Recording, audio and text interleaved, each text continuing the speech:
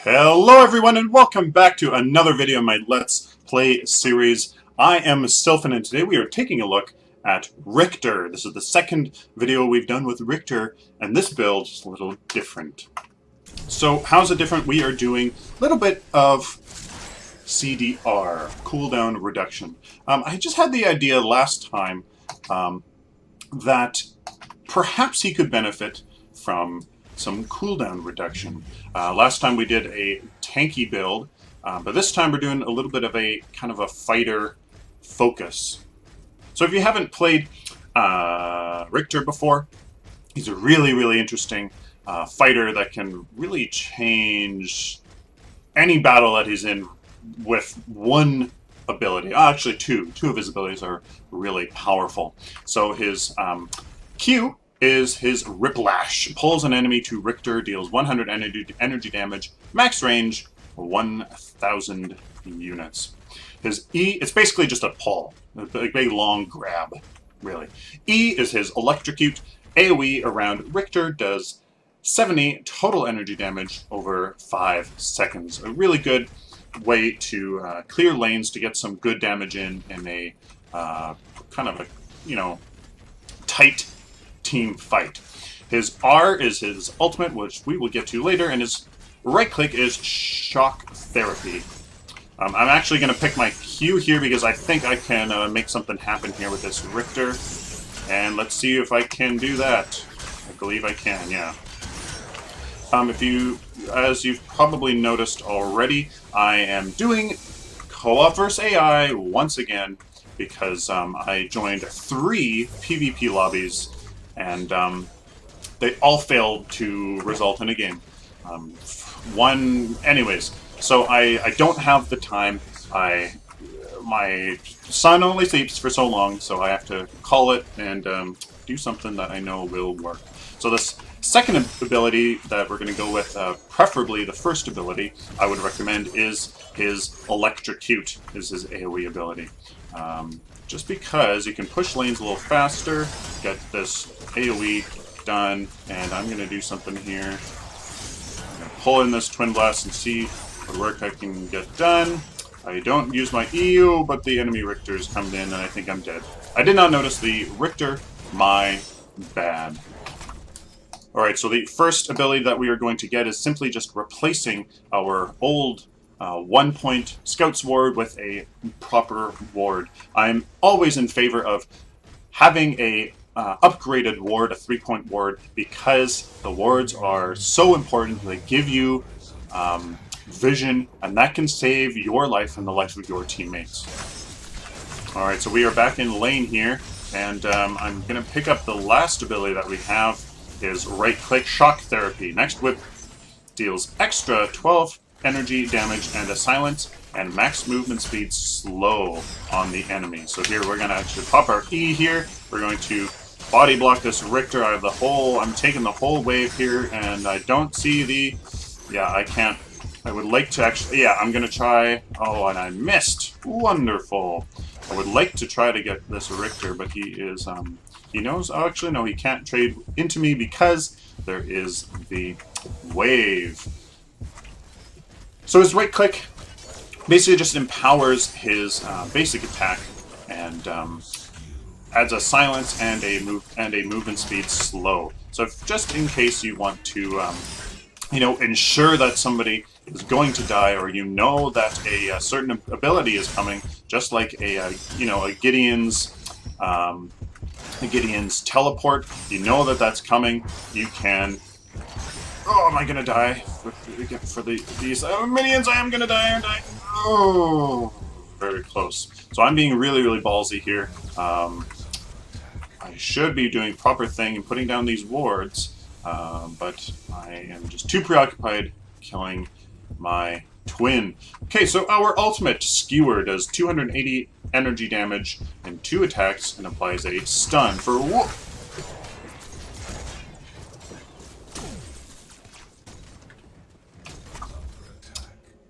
Well, that was lovely. We're going to go with an advanced chrono here, just to start off that cooldown reduction kind of focus with this build. As I was saying, Skewer does 280 energy damage and 2 attacks and applies a stun for 1.3 seconds. It's a great stun, a great way to disrupt a team fight, disrupt an enemy trying to get away, trying to use an ability. Again, Gideon, with his ultimate, his black hole, you can interrupt him as well with that ability. All right, let's see if we can get something done here against this Riktor. There, he just used his ultimate here. I'm going to use my right click. I would prefer to save it, but it looks like, yeah, too much damage from the enemy wave. I should have actually known that, but with the little bit of cooldown reduction that we have, maybe I'm going to actually use my ultimate here, ensure that he is dead, and take the advantage. So as for skill priorities, I'm going to actually focus on his E, his electrocute, just to try to get a little bit of a lane advantage early on in this game. Try to get a little bit of a snowball effect so that we can have that advantage.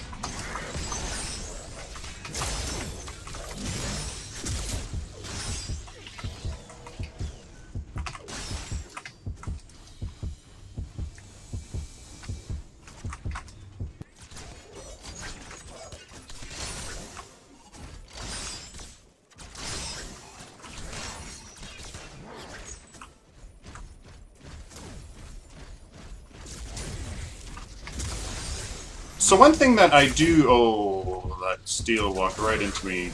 Wonderful. I always seem to get, you know, just the right moment that's perfectly embarrassing. One thing that I do like about co-op versus AI, versus the AI really, and having AI teammates, is that they actually are doing a better job, if you ask me, of staying in lane, doing the kind of this long-term MOBA strategy that you know, is called for. That Paragon, or that Epic Games is trying to get. I'm going to be a little silly here and try to wait because I'm so close to getting the next card power, but I don't think anybody's there. You go.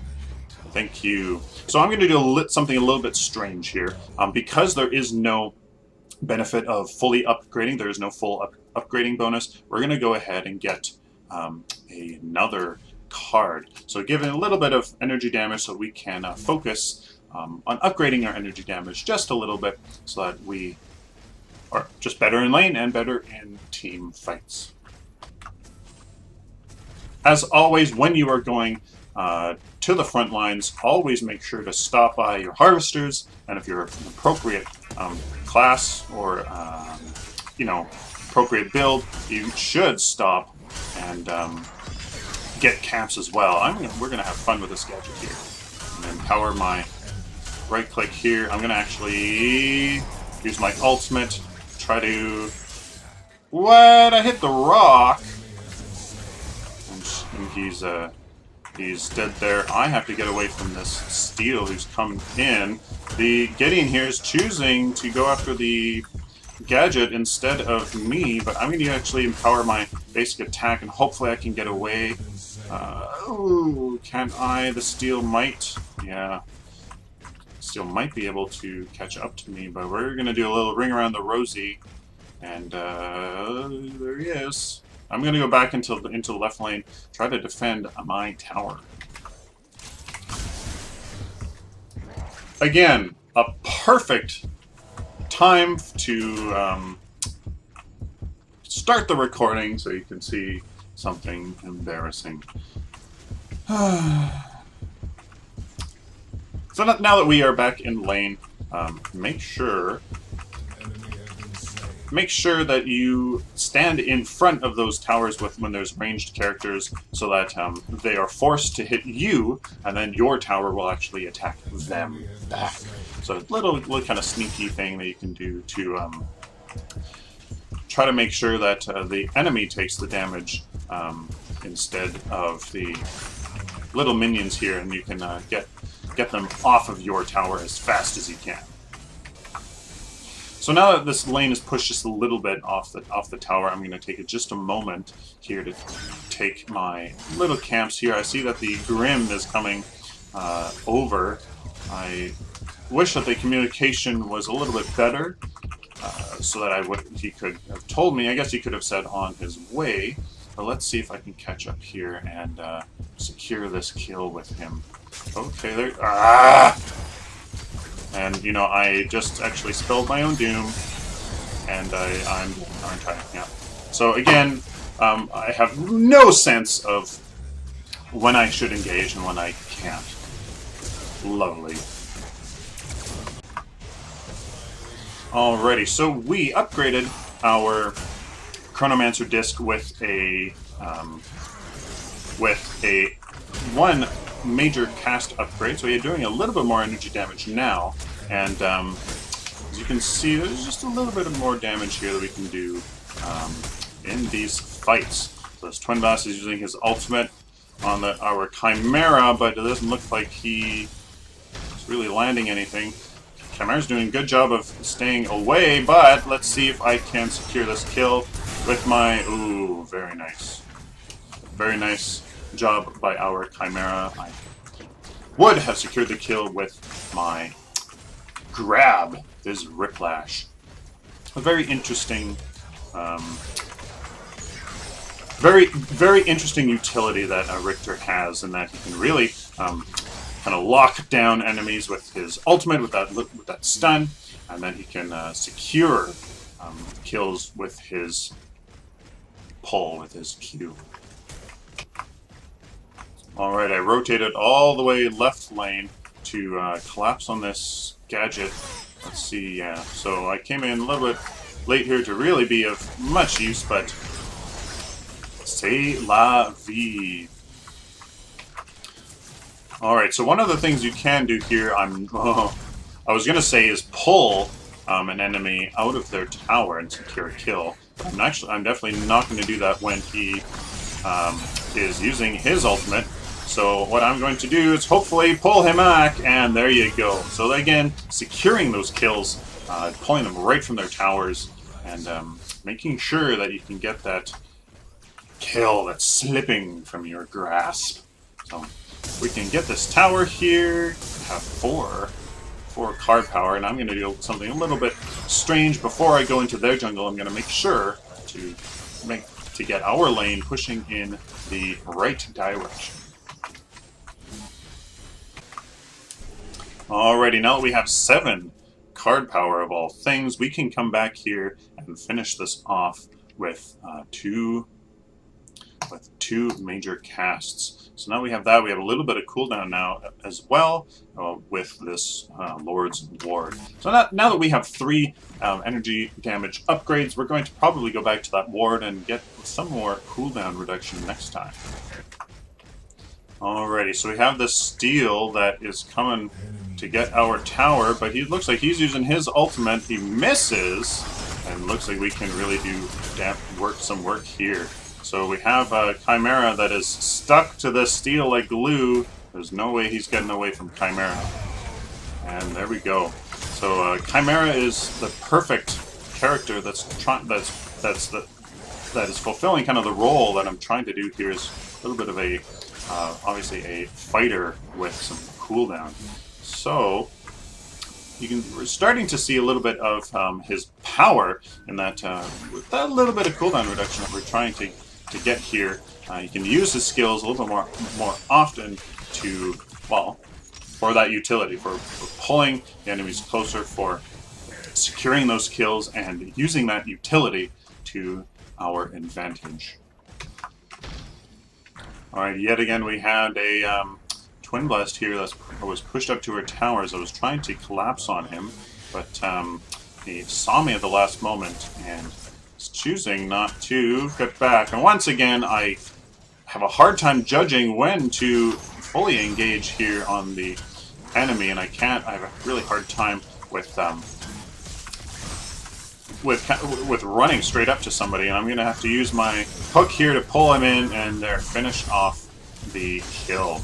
So a little bit of health issues. I mean, I didn't have a really strong engagement, so that was definitely something there. But we're doing a fair amount of damage, so very, very exciting here. We're going to go back after the collect this harvester for some more upgrades. All right, now that we're back, we are going for some more advanced chrono, and I'm actually going to do 2 chronos here just to finish off this ward. Next one we're going to go with is not this chronomancer, but we need some attack speed. Once we get that, then we can really start to ramp it up. All right, so we have our prime card activated, and I'm going to try to do something here.